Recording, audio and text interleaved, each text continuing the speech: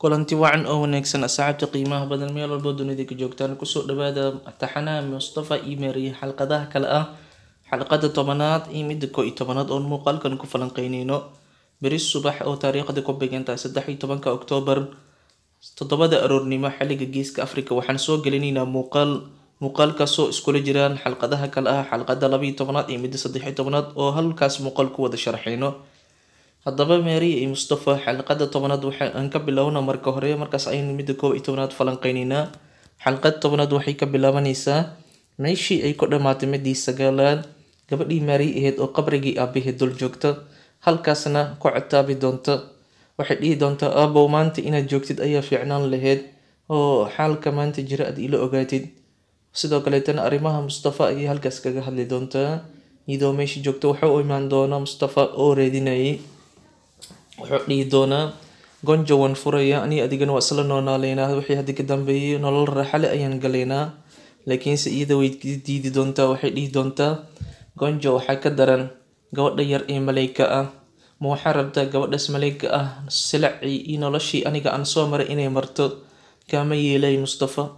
haddii aad jacayl yar ii hayso oo qalbigaada wax yar jacayl iigu jiro xaaskaada iyo gabadhaada ayaad u noqon doontaa anigana waad iska kii ilaawi doontaa. sidaas ayay boorsadeedii iyadoo wadata meeshii kaga soo tagi doontaa. haddaba ninkii Mustafa ahay baar ayuu iska tegay isagoo iska murugaysan. Maryana waxay tegi doontaa meel muqaayid ah haweeneydii muqaayidii lahayd ay isbaran doonaan waana haweeneydii hasaawaha kala dhexeeyay qudrad oo ah Mustafa ABC. haddaba haweeneydaas waxay ku qancin doontaa Mary inaysan bixin oo dalka aysan ka tegin sidoo kaleetana uurkan ay leedahay ee u sheegto ABC. waxay dhihi doontaa uurkan cuniga aad caloosha ku jiro ABC xaq ayuu u leeyahay inuu ogaado haddii aad ABC dhab ah u jeceshahay waad u sheegi doontaa.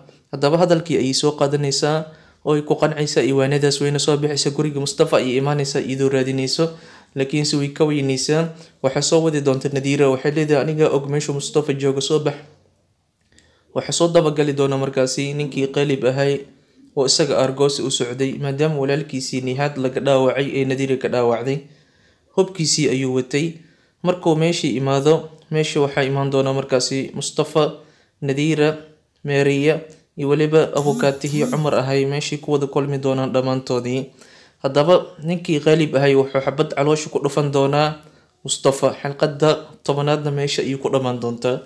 xalqada 11aad marka ood caawa astaan daraama ka daawanaysiin ama aad ka daawateenba waxay ka bilaabanaysaa isla meeshaas. marka Mustafa isbitaal ayaa la geyn doonaa maadaama xabadda ay ku dhacday.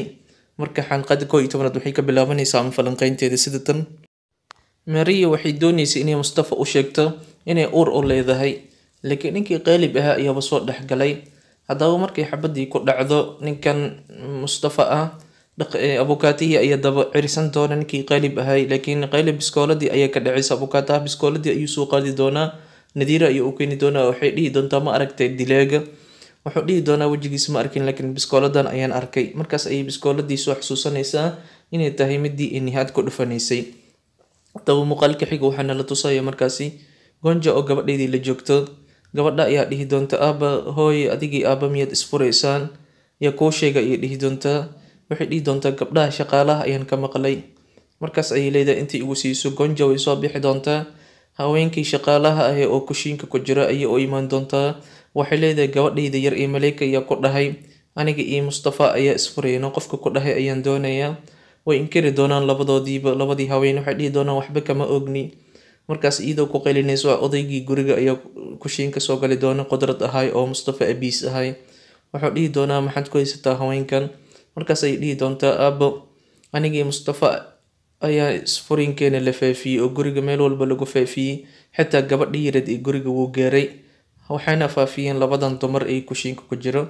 markaas ayuu iyaga ku qaylin doonaa waxaana dhihi doonaan anaga maynan dhihine dadka kale igoo sheegay ayay gabadha maqashay ee anaga wax shaqo ah kuma lihin manan dhihin ayay dhihi doonaan. haddaba odaygii arrinkii sidaas ayuu ku xalin doonaa wuxuuna iyaga ku dhihi doonaa hadda kadib gurigan waxay ka dhacayo maqal ahaan iyo muuqaal ahaanba iska dhigatira iskana indha tira waayaha ayay dhihi doonaan. muuqaalka xiga waxaana la tusaya markaasi Mustafa oo isbitaalkii la geeyay qaliinna lagu sameynayo. Mary way iska oynaysaa. haddaba ninkii Cumar ahay biskooladii wuxuu dhihi doonaa booliska inuu ku wareejinayo. Nadiira ayaa dhihi doonto boorsideedii ku rid biskoolada, boolisku ma wareejinaysid, aabihii ayaa iska leh. haddii arrinkan banaanka uu baxana waa bes khatarteeda ayay leedahay. haddaba Nadiira waxay u tagi doontaa Maariya oo ay dejin doontaa. Maariya ayaa Nadiira weydiin doonta, waxay dhihi doontaa falkan yaa ka dambeeyay, yaa Mustafa toogtay, ma aniga darteeda ayuu Mustafa wax loo yeelay mise cadow kale ayaa jiro?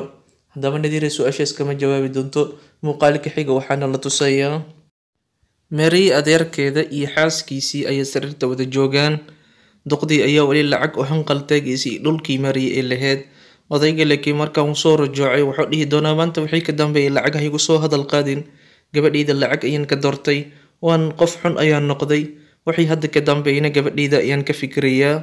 marka lacag dambe iyo afaaraas ay igu soo magac qaadin ayuu dhihi doonaa. Muuqaalka xiga waxaana la tusayaa markaasi Maariya oo matag qaban doono, suuliga ayay ku cararaysaa. waxaana kasoo dabagali doonta Nadiira. Maariya keligeed ay muraayada ku sheekaysanaysaa, waxay leedahay iyadoo cunugii caloosh ku jira la hadlayso, aabaha waxba ma gaari doono, wuu badbaadi doonaa, waxba ha ka walwalin wiilkaygayo ayay dhihi doontaa. Nadiira ayaa maqlayso. Nadiirina waxay ku dhihi doontaa Maariya uurkan Mustafa ayaa iska leh. waxaad uu Mustafa uga imaanaysay iyo arrinkaa u sheegi rabtay uurka miyuu ahaa? run ahaantii Mustafa hadduu maqlo farxad ayuu la waalan doonaa. sidaas ayay Nadiiran ku farxi doontaa, iyadii iyo Maariyana ku wada farxi doonaan. laakiin Maariya waxay dhihi doontaa Nadiira arrinkan waxaan doonayaa aniga inaan Mustafa u sheego. qofka ugu horeeya oo Mustafa ka maqlay inaan aniga noqdo ayaan raba, ee adiga shib iska ahaaw. waayaha ayay dhihi doontaa. Muuqaalka xiga waxaana la tusayaa ninkii qaalib ahaa ee la dhashtay Gonja iyo Nihaad ayaa markaasi qamri ku cabi doona baar. wuu dabaaldegaya maadaama guul uu gaaray, wuuna argoostay. halkaas ayuu gabaye iyo garaare iyo mahmaahyo ku tirin doonaa. haddaba muuqaalka xiga waxaana la tusayaa markaasi dhakhtarkii qaliinka ku sameynayay Mustafa ayaa soo bixi doona. wuxuuna Maariya iyo Nadiira iyo weliba abukaatihii Cumar ahaa u sheegi doonaa in Mustafa uu caafimaad qabo, qaliinkan ay ku guuleysteen, beri subaxdiina uu soo naaxi doono. haddaba sidii ayuu ku wada farxi doonaan. waxaana la tusi doonaa markaasi Gonja oo guriga dhinacba dhinac u socoto oo aan meel fadhiisanaynin. taleefaankii Mustafa ayay wacaysaa, way walwalsan tahay, xaalkiisana ma oga. waxaa dushi sare ka arki doonta markaasi Shaahin xaaskiisii. markaa Shaahin iyo xaaskiisii hurdo ay isku diyaarinayaan. waxay ka sheekaysanayaan arrinka Gonja iyo hurdo la-aanta ku dhacday, maadaama Mustafa uusan wali imaanin, mana oga reerka in Mustafa xabad ku dhacday uu isbitaal yeelo. haddaba Shaahin xaaskiisii waxay ku dhihi doontaa Shaahinow, haddii aad Mustafa oo kale igu noqotid ka waran oo aad naag kaleeta jeclaatid. wuxuu dhihi doonaa aniga arrinkaas maba iga suurtoobday, maxaad iigu daba wadaa? waxay dhihi doontaa haddii xitaa aad isku daydid oo ku rifi doono, kuma dhaafayo, cadcad ayaan kuu jari doonaa. halkaas ayay nin iyo xaaskiisii ku baashaali doonaan oo kaftan iyo farakacayaar ku sameyn doonaan. muuqaalka xiga waxaana la tusayaa markaasi Maariya ayaa dul joogto Mustafa oo weli suuxsan. markaas ayay halkaasi waxay ku dhihi doontaa Mustafa si xad dhaaf ah ayaan kuu jeclahay. waxaana albaabka taagan oo maqlayaan Nadiira iyo abukaatihii Cumar ahay. Mustafa ayaa markaasi soo naaxi doona. hadalka ugu horeeya dhagihiisa ay maqlaana wuxuu yahay Maariya oo leh waan ku jeclahay weliba si xad dhaaf ah. markaas ayuu isagana dhihi doonaa anigaba si xad dhaaf ayaan kuu jeclahay. markaas ayay Maariya farxi doontaa. Mustafa ma soo naaxday iyo hadalla jecel ayaa labadoodii meeshaas isku weydaarsan doonaan. muuqaalka xiga waxaana la tusayaa markaasi Nadiira oo abukaataha diri doonta. waxay leedahay ilaa xalay ayaad halkan joogtay, waana xilli dambe, marka iska bax, orad guriga iska aad, aniga ayaa taleefaan kuu soo diri doona waxay cusub. subaxdii marka la gaaro, qoyskii Mustafa oo miiskii quraacda wada fadhiyaan. odaygii qudrad ahaa ayaa dhihi doona Mustafa aaway, Nadiirana aaway, saaka uma jeediye. markaasi waa la weyn doonaa, xalay maba aysan imaan ayaa la dhihi doonaa labadoodiiba. Gonja ayaa miiskii cuntada imaan doonto, waxayna odayga u xaqiijin doontaa in Mustafa uusan imaanin guriga, Nadiirana aysan imaanin. halkaas ayuu dhihi doonaa halkay labadoodiiba ay aadeen. haddaba iyagoo sidii u fadhiyaan, qudrad taleefaankiisa ayaa soo dhici doona. waxaana soo wici doonta Nadiira. waxay leedahay Mustafa wuu dhaawacan yahay, isbitaal ayuuna yaalaa, sidaas ogaada. qoyskii oo dhanna sidaas ayay kusoo ambabixi doonaan. muuqaalka xiga waxaana la tusayaa Maariya oo la joogta Mustafa weli. markaa subaxdii marka la gaaray, hurdada ayay kasoo kicday maadaama garabkiisii ay ku gamaaday ama indhahay isku galeen halkaas ay ku saaxatay. Markay subaxdii soo kacda ayay dhihi doontaa Mustafa maxaad iigu sheegi weysay inaan hurday, ooy adiga bood xanuunsaneed garabkaadii ayaan ku saaxday. Markaas ayuu dhihi doonaa carafta jirkaada kasoo baxaysa iyo timahaada ayaanba aniga ku bogsoonaya oo caafimaad ii ah, adigana waxaad ii leedahay maxaad ii kicin weysay.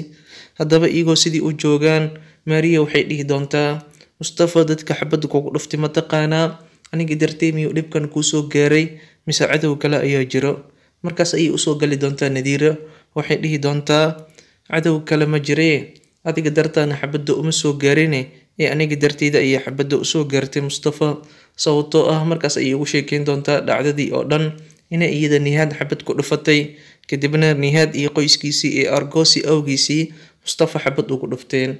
Haddaba Mustafa wuxuu dhihi doonaa arrinkan aniga xalinayo, aabana yaa loo sheegin, cidna yaa loo sheegin, wax walba aniga xalinayo. Laakiin Nadiira way diidi doontaa, waxayna dhehaysaa aniga aqaani qaabka ku xalinayo, iyadoo careysan ayayna isbitaalkii kasoo bixi doontaa. Muuqaalka xiga waxaana la tusayaa Nihaad oo isagana isbitaalka laga soo saaray sababtoo ah dhaawacii xabadii Nadiira ay ku dhifatay ayaa isaga isbitaal loo geeyey. Ugu dambeyn isbitaalka ayaa laga soo saaray, guriga ayaana la keenay, qoyskiisana way soo dhaweeyeen si fiican. Haddaba muuqaalka u dambeeya ee xalqadda waxaana la tusayaa markaasi Mustafa iyo Maria oo qolkii isbitaalka wada joogaan.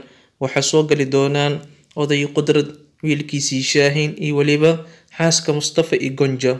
Oday Qudrad ayaa furka ku tuuri doona Maria, wuxuu dhihi doonaa meeshan isaga tag, wiilkayga adiga dartaada ayay xabad ugu dhacday, kolley adiga unbaa ka dambeeyay ee meeshan isaga tag intaanan dhiigaada daadinin, wejigaada dambena hay tusin, isbitaalkani ka bax, wiilkayga noloshiisana ka fogow ayuu dhihi doonaa. Markaas ay idoo careysan goobtii kasoo tagi doontaa xilli uu Mustafa ka daba qeylinayo uu leeyahay Maria istaag ha bixin.